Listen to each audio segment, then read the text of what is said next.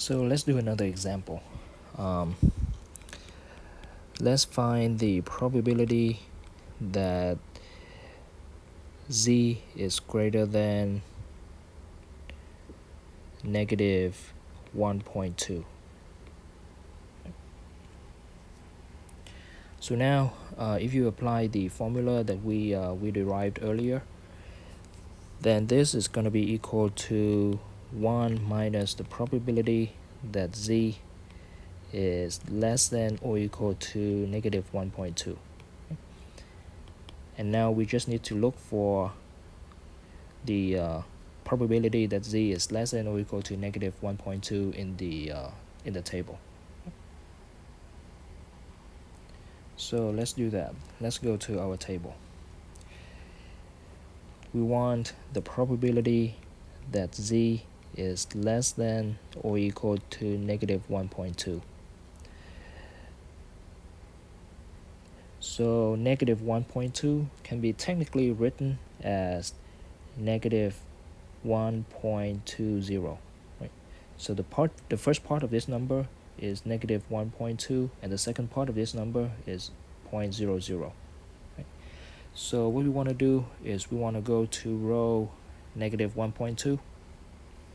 So it's going to be this row, and we look under column labeled 0.00. If you do that, you're going to find a probability of 0.1151. So the probability that z is less than or equal to negative 1.2 is 0.1151. So this is 1 minus 0.1151, and that gives us a probability of 0.8849.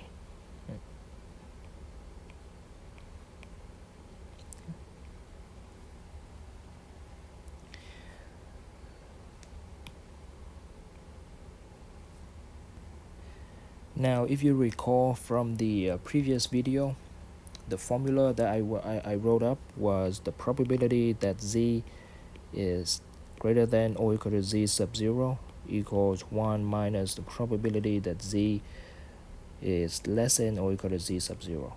Right?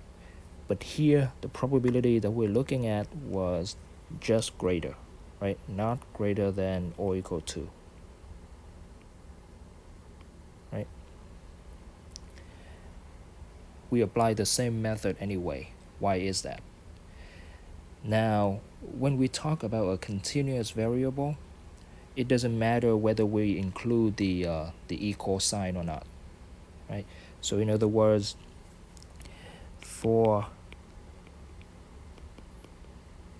continuous variables, the probability that z is greater than or equal to z sub 0 is equal to the probability that z is greater than z sub 0. Or the probability that z is less than or equal to z sub 0 is the same as the probability that z is less than z sub 0, and so on and so forth. Why is that? This is the case because the probability at a point is exactly 0. Right? We talked about this way back when we first talked about continuous probability distributions, right? And because of the fact that the probability at a single point is 0, whether you include it in the in your notation or not doesn't really matter. Okay. So in this video, we did another example where we want to find the probability that z is greater than a given z value, which is 1.2, negative 1.2 in this case. And we mentioned a very important fact, which is that whether you include the equal sign or not in your probability notation doesn't really matter.